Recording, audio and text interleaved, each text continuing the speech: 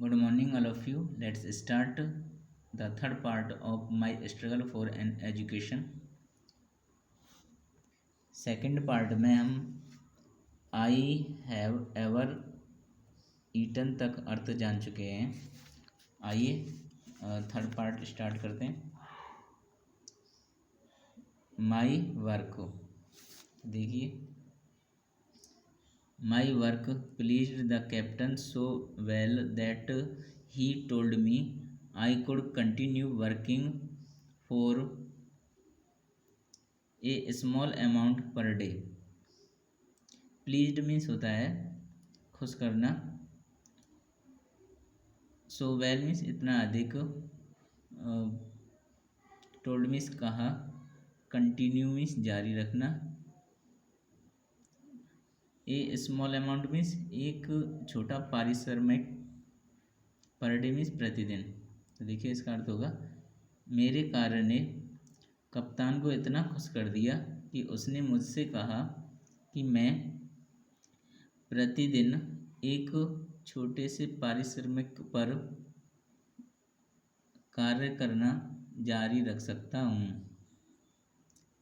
This I was very glad to do.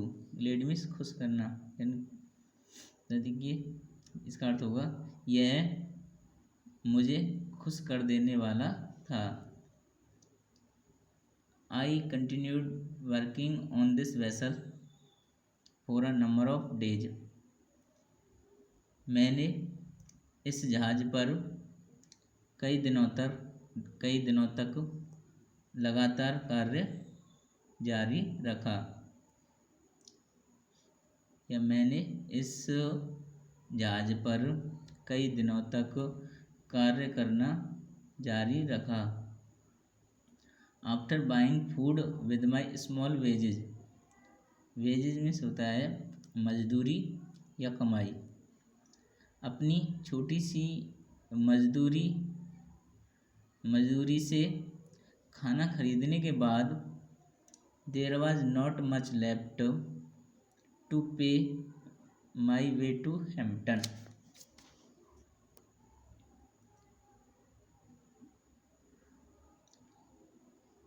यानी मेरे पास Hampton पहुंचने के लिए अधिक नहीं बचता था।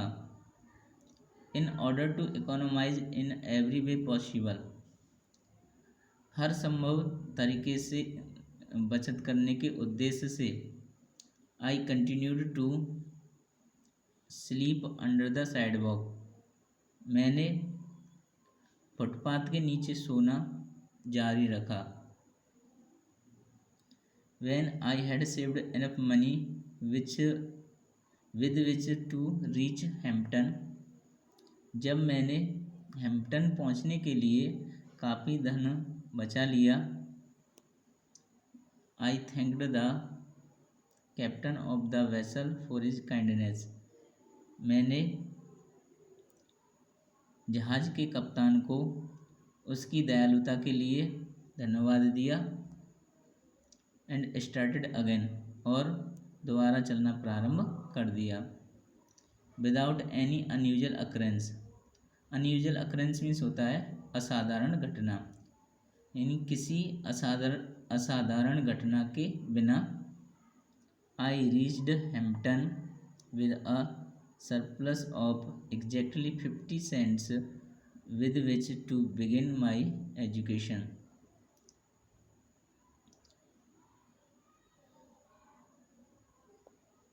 आई रीच्ड हैम्पटन मतलब मैं हैम्पटन पहुंच गया।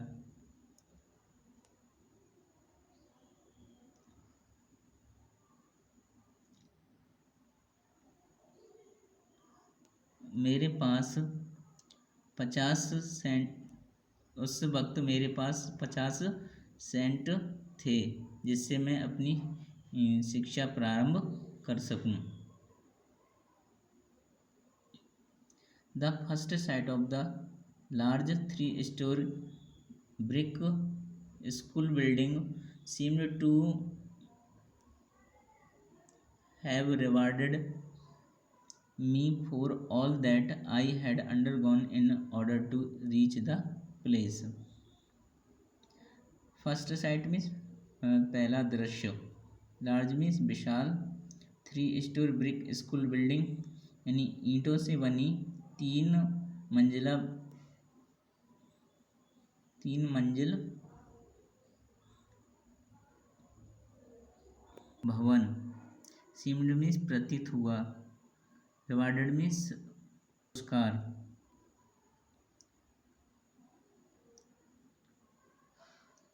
तो देखिए इसका क्या अर्थ होगा। विशाल ईंटों से बनी 3 मंजिला भवन के प्रथम दृश्य मुझे पुरस्कार प्रदान करने वाला प्रतीत हुआ, जो मैंने उस स्थान पर पहुंचने में कठिनाइयां प्राप्त की थीं। एक बार फिर इसका अर्थ देख लिए। The first sight of the large 3 storey brick school building seemed to have rewarded me for all that I had undergone in order to reach the place. देखिए इसका अर्थ क्या निकलेगा। ईंटों से बने विद्यालय के 3 मंजिल वाले विशाल भवन को पहली दृष्टि में देखने पर मुझे ऐसा लगा जैसे उसने मुझे उस स्थान तक पहुंचने में मार्ग में हुई कठिनाइयों के एवज में पुरस्कार दे दिया हो। The sight of it seemed to give me new life. यह दृश्य मुझे ऐसा प्रतीत हुआ मानो मुझे नया जीवन मिल गया हो। As soon as possible after reaching the grounds of the Hampton Institute, जैसा कि संभवतः हैम्पटन इंस्टीट्यूट के प्रांगण में पहुंचने के बाद I presented myself before the head teacher for assignment to a class। Assignment means यहाँ है प्रवेश लेना। मैंने कक्षा में प्रवेश लेने के लिए अपने आप को प्रधान अध्यापिका के सामने प्रस्तुत किया। Having been so long without proper food, a bath and change of clothing, कई दिनों से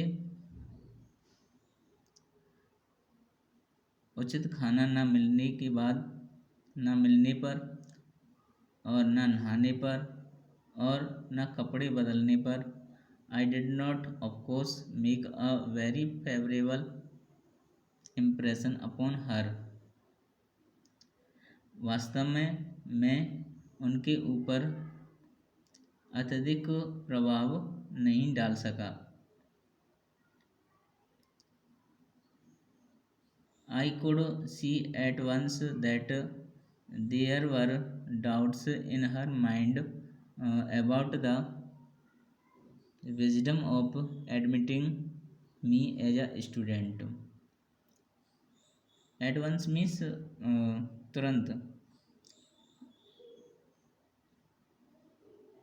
डाउट मीन्स संदेह, विजडम मीन्स बुद्धिमानी, एडमिटिंग मीन्स प्रवेश लेने के लिए। तो देखिए इसका अर्थ होगा मैं तुरंत जान गया या समझ सका कि उनके मस्तिष्क में मुझे एक विद्यार्थी के रूप में प्रवेश देने के लिए संदेह थे। फॉर सम टाइम, कुछ समय के लिए, she did not refuse to admit me, उसने ना तो मुझे प्रवेश प्रवेश लेने के लिए मना किया, neither did she decided in my favour, और ना ही उन्होंने मेरे पक्ष में निश्चय किया।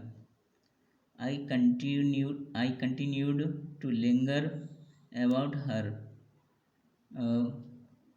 लिंगर में से होता है लटके रहना या ठहरे रहना। मैं उनके सामने ठहरे रहा। And to impress her in all the ways, और देखिए हर संभव, हर तरीके से मैं उन्हें प्रभावित करता रहा। I could with my worthiness, अपनी योग्यता के लिए। In the meantime means होता है, in the meantime means इसी बीच में, I saw her admitting other students, मैंने उसे दूसरे विद्यार्थियों को प्रवेश देते हुए देखा। And that added greatly to my discomfort, comfort means बेचैनी।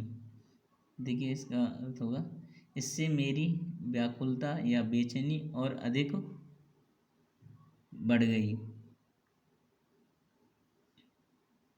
I felt deep down in my heart, मैंने इस बात को अपने हृदय में गहराई से महसूस किया। दैट कि I could do as well as they, मुझे उन्हीं की भांति कुछ करना पड़ेगा। If I could only get a chance to show what was in me, केवल यदि मुझे एक अवसर मिल जाए यह दिखाने के लिए कि मेरे अंदर क्या है।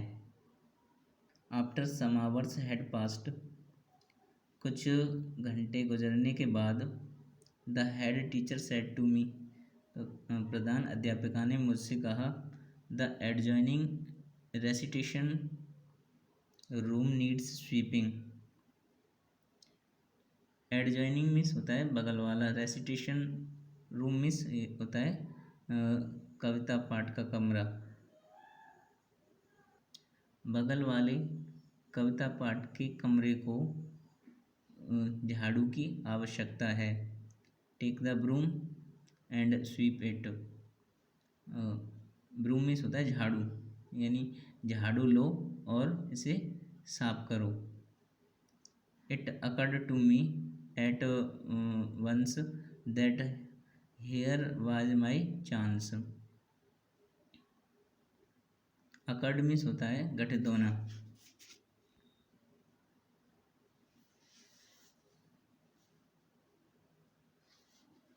यह मेरे लिए एक अवसर घटित हुआ। Never did I receive an order with more delight, मैंने कभी इतनी अधिक खुशी से किसी आदेश को प्राप्त नहीं किया था। I swept the recitation room 3 times, swept means सफाई की या झाड़ू लगाया। मैंने 3 बार कविता पाठ वाले कमरे को साफ किया। Then I got a dusting cloth, फिर मुझे एक धूल साफ करने वाला कपड़ा मिला। And I dusted it 4 times, और मैंने इसे 4 बार साफ किया। All the woodwork around the walls, every bench table and desk I went over 4 times, सभी लकड़ियों से बने सामान, दीवार, प्रत्येक बेंच और मेज और डेस्क को मैंने 4 बार साफ किया। विद माई डस्टिंग क्लॉथ्स, अपने धूल पहुँचने वाले, धूल साफ करने वाले कपड़े से। बिसाइड्स, इसके अलावा एवरी पीसेज ऑफ फर्नीचर, यानी फर्नीचर के प्रत्येक वस्तु को, यानी प्रत्येक प्रत्येक फर्नीचर को हैड बीन मूव्ड, हटाया, and every closet and corner in the room had been thoroughly cleaned, और प्रत्येक दीवार में बनी हुई अलमारी और कोने को कमरे में पूरी तरह से साफ किया। I had the feeling that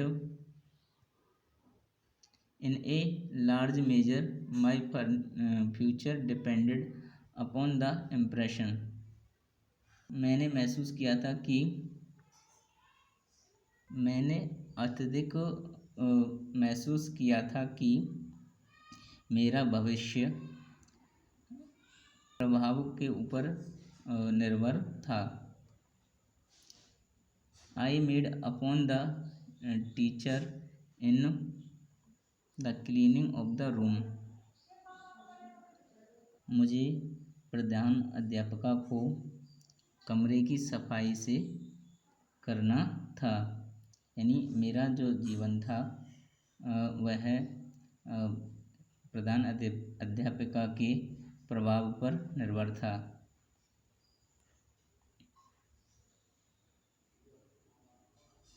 When I was through, I reported to the head teacher। जब मेरा कार्य समाप्त हो गया तो मैंने प्रधान अध्यापिका को सूचित किया। She was a Yankee woman who knew just where to look for dirt। वह एक यांकी औरत थी, वह जानती थी कि धूल और गंदगी की जांच कहाँ करनी चाहिए। She went into the room, वह कमरे में गई, and inspected the floor and closet, और फर्श और दीवार में बनी अलमारियों की जांच की। देन फिर सी टुक हर हैंडकरचीफ, उसने अपना रूमाल उठाया, and rubbed it on the wood work about the walls and over the tables and benches, और फिर उन्होंने इसे लकड़ी से बने सामानों, दीवारों और बेंचेज की, यानी मेज और बेंचेज पर रगड़ा। When she was unable to find one bit of dirt, जब वह धूल का एक भी कण पाने में अयोग्य रही। On the floor of a particle of the dust on any of the furniture, किसी भी फर्नीचर पर एक धूल का भी कण पाने में वह असंभव रही। She quietly remarked, उसने शांत स्वभाव से कहा, I guess you will do to enter this admission। मेरा अनुमान है कि तुम संस्था में प्रवेश पाने योग्य हो। I was one of the happiest souls on earth। मैं उस समय धरती पर सबसे प्रसन्नचित्त व्यक्तियों में से एक था। The sweeping of that room, उस कमरे की सफाई, was my college एग्जामिनेशन, मेरी स्कूल की प्रवेश परीक्षा थी। I have passed several examination since then। मैंने इसके बाद बहुत सारे परीक्षाओं को पास किया। But I have always felt, लेकिन मैंने हमेशा महसूस किया that इसकी this was the best one I ever passed। यह सबसे अच्छा था जो मैंने पास किए थे।